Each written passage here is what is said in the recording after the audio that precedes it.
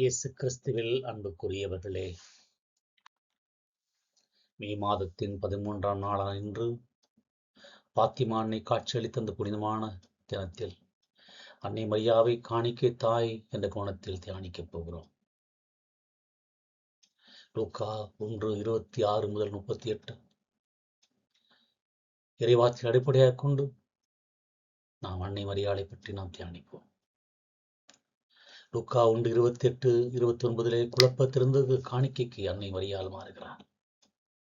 அவ்வார்த்தைகளை கேட்டு மிகவும் கலங்கி வாழ்த்து எத்தகையதோ என்று எண்ணிக்கொண்டிருந்தார். கலக்கம் காணிக்கையின் முதல் படியாக இருக்கிறது. வானதூர் வந்தவுடன் மரியா பயப்படவில்லை, ஆனால் கலங்கினார் என்ற வார்த்தை. ஏன் ஒரு சாதாரண பெண்ணாக தனக்கு இவ்வளவு பெரிய கௌரவமா?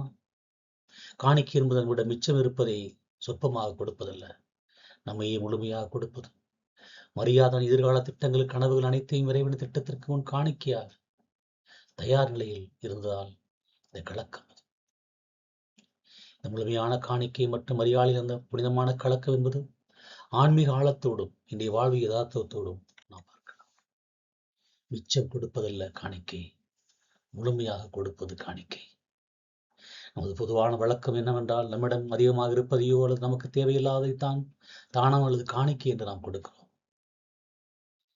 நம்முடைய காணிக்கை பரிசை தேடி பார்த்து சிலரை மாற்றிக் கொள்கிறோம். நேரம் இருந்தால் ஜெபிக்கிறோம், வேலை விட்டு இல்லை என்றால் ஆலயத்திற்கு போகிறோம். அதாவது நம்மிடம் மிச்சம் இருப்பதை இறைவனுக்கு தருகிறோம். ஆனால் மரியாளின் காணிக்கை என்ன? மரியாவுடைய மிச்சம் என்று ஏதுமில்லை. அவர் தன் முழுமையை, இந்த ஹோல்னஸை கொடுக்கிறார். காணிக்கை என்பது ஒரு பொருளை கொடுப்பதல்ல, ஒரு உறவை உறுதிப்படுத்துவது. மரியா தன் உடலை கருப்பையை இறைவனுக்கு தந்தார். அதுதான் உலகின் உயிருள்ள. மரியா ஒரு இளம்பெண், யோசேப்போடு திருமணம் நிச்சயப்பட்டிருந்தது. சாதாரண பெண்ணாக அவருக்கு பல கனவுகள் இருந்திருக்கும். ஒரு நிம்மதியான குடும்ப வாழ்வு, பிள்ளைகள், சமுதாயத்தில் ஒரு அங்கீகாரம். தூதர் சொன்ன செய்தி மரியாளின் எல்லா திட்டங்களையும் தலைகளாக மாற்றியது. அக்கால சட்டத்தின்படி திருமணத்திற்கு முன் கருவுறுவது என்பது கல்லறிந்து கொல்லப்படுவதற்கு சமம். மரியா கலங்கியது ஏன்? தன் கனவுகள் சேர்ந்துவிடும் என்பதற்காக அல்ல. இறைவன் இவ்வளவு பெரிய திட்டத்திற்கு என்னை தகுதிப்படுத்திக் கொள்ள என்னால் முடியுமா என்ற பயத்தினால் அந்த கலக்கமாக இருக்கலாம். நாம் திட்டப்படி வாழ்க்கை நடக்கவில்லை என்றால் கடவுளை திட்டுவோம். ஆனால் மரியா அந்த திட்டத்தை கடவுளை திட்டத்திற்காக டிலீட் செய்கிறார். அங்கே பிளாங்க் செக் காசோலியாக காணிக்கை கொடுக்கிறார். காணிக்கை கொடுப்பு 2 வகை. ஒன்று நான் இதை கொடுக்கிறேன், பதிலுக்கு இதை கொடு என்று வியாபாரம். இன்னொன்று மரியா காட்டிய அர்ப்பணம். நாம் கடவுளிடம், ஆண்டவரே, என் பையன் எக்ஸாமில் பாஸ் பண்ணால் 100 ரூபாய் காணிக்கை போடுகிறேன் என்று கண்டிஷன் போடுகிறோம். இது பிசினஸ் டீலிங். இதுதான் பலர் செய்து கொண்டிருக்கிறார்கள். மரியாளின் வழி, மரியா ஒரு பிளாங்க் செக்கில் கையெழுத்து போட்டு கடவுளிடம் கொடுத்து விட்டார்.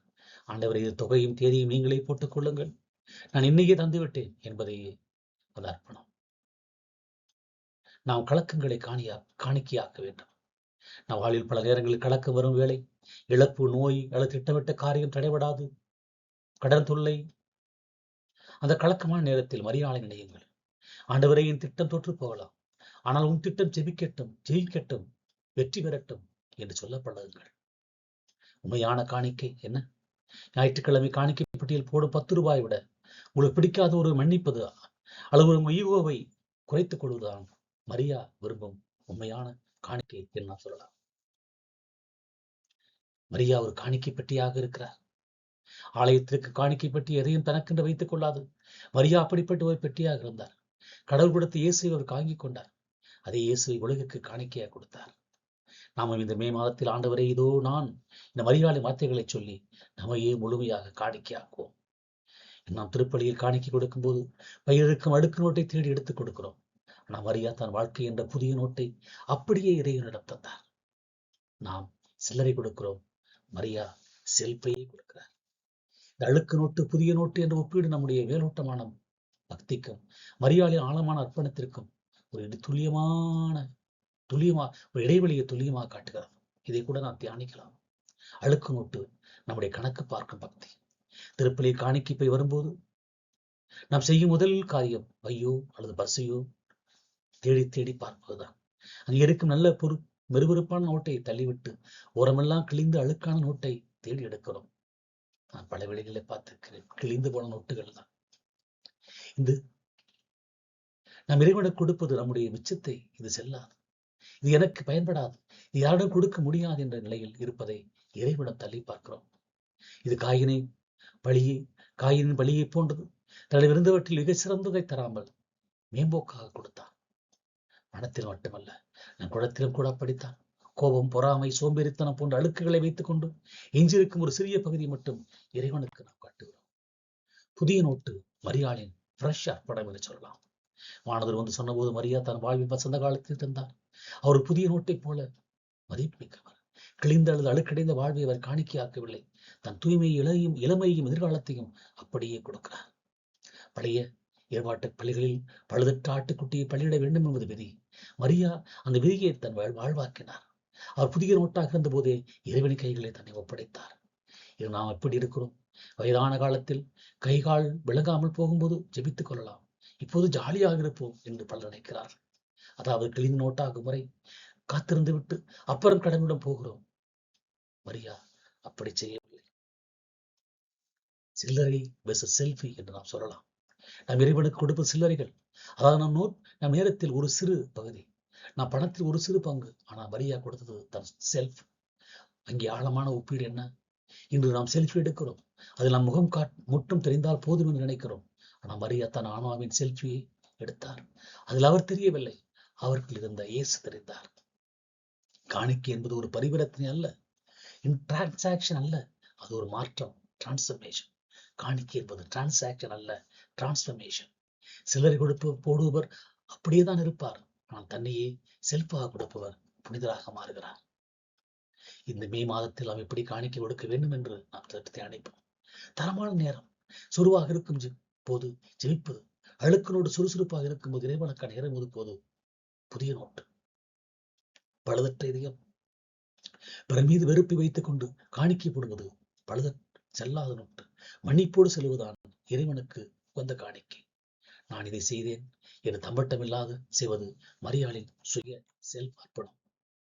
வெள்ளி காசு வெளியேறப்பட்ட முத்து என்று சொல்வார்கள்.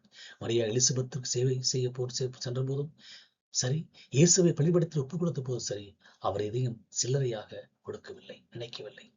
கல்வாரியில் மரியா நின்றபோது அவர் தன் மகனை மட்டும் பலி கொடுக்கவில்லை. மகனோடு சேர்ந்து மகனின் வேதனையை தானும் ஏற்று தன்னையே பலியாக்கினார். அதுதான் அப்படியே கொடுத்தல் என்று நாம் சொல்லலாம்.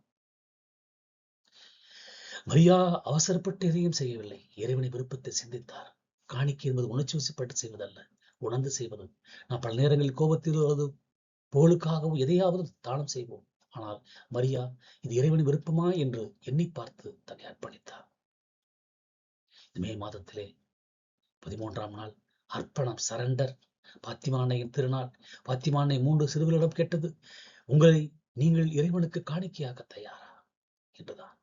இதோ நான் ஆண்டவர் அடிமை என்று சொன்ன நொடியில் மரியா ஒரு காணிக்கை பொருளாக மாறினார். பலிபீடத்தில் அப்பும் ரசமும் எப்படி மாற்றப்படுகிறதோ அதுபோல மரியாவின் உடல், பொருள் ஆகிய அனைத்தும் இறைவனின் கருவியாக மாற்றப்படுகிறது. மே மாதத்தில் தன்மை தியாகத்தை அறிந்திருக்கிறோம். பூக்களின் செய்தி. மே மாதத்தில் அன்னைக்கு மலர் சூட்டுகிறோம். ஒரு மலர் வாடினாலும் மனம் தருவது போல மரியா தன் வாழ்வில் துன்பங்களில் இறைவனுக்கு நறுமணமாக தன்னை கொடுத்தார். இந்த வணக்க மாதத்தின் நோக்கம் அன்னை மரியாளின் வழியாகவும் நம் குடும்பங்களை இறைவனுக்கு காணிக்கையாக ஒப்புக் கொடுப்போம். இந்த குடும்பங்களில் ரிமோட் யாருடைய கையில் இருக்க வேண்டும் என்பதில் தான் பெரிய சண்டையே நடக்கிறது. மரியா தன் வாழ்வில் ரிமோட்டை இறைவனுக்கு கொடுத்து விட்டார். நாமும் இந்த மே மாதத்தில் அந்த பழக்கத்தை கற்றுக்கொள்வோமா? இதை காணிக்கையாக்க வேண்டும். நமக்கு தெரிந்ததெல்லாம் உண்டியில் பணம் போடுவது மட்டும்தான். ஆனால் மரியா காட்டும் வழி வேறு. நேரத்தை காணிக்கையாக்க வேண்டும். மற்றவர்களுக்கு செலவிடக்கூடிய நேரம் ஒரு சிறந்த காணிக்கை. திறமையை காணிக்கையாக்க வேண்டும். நம்மிடம் உள்ள திறமைகளை இறைப்பணிக்காக பயன்படுத்துவது சிறந்த காணிக்கை. துன்பத்தை, நம் வாழ்வில் வரும் கசப்பான அனுபவங்களை முணுமுணுக்காமல் இறைவனுக்கு பலியாக தருவது. நேரம், திறமை, துன்பம். பயப்படாதே மரியா என்று வானவர் சொன்னார். மரியாட சொன்ன அதே வார்த்தையும் நமக்கும் பொருந்தும். பயப்படாதே, அஞ்சாதே. நம்மை இறைவனை ஒப்படைக்கும் போது ஒரு பாதுகாப்பு கிடைக்கிறது. ஒரு குழந்தை தன் தாயிடம் தன்னை ஒப்படைக்கும் போது எப்படி பயமில்லாமல் இருக்குமோ அப்படி நாமும் மரியாளின் கரைகளில் நம்மை தர வேண்டும். நாம் கார் வாங்கினால் இன்சூரன்ஸ் செய்கிறோம். மொபைல் வாங்கினால் கேஸ் போடுகிறோம். ஆனால் நம் வாழ்க்கைக்கு பாதுகாப்பு தேடி எங்கே போகிறோம்? அன்னை மரியாளின் பாதுகாப்பு வளையத்திற்குள் இந்த மேண்டில் மேரி நம்மை தாமே தருவதுதான் சிறந்த காணிக்கை. இறுதியாக மரியா காணிக்கை தாய். அவர் இதையும் தனக்கென்று வைத்துக் கொள்ளவில்லை, தன் மகனை உலகிற்கு பலியாக தந்தார். இந்த மே மாதத்தில் மரியாளின் கரங்களை பிடித்துக் கொண்டு, ஆண்டவரே, இதோ நான் உமக்கே என்னை தருகிறேன் என்று சொல்ல பழகுவோம்.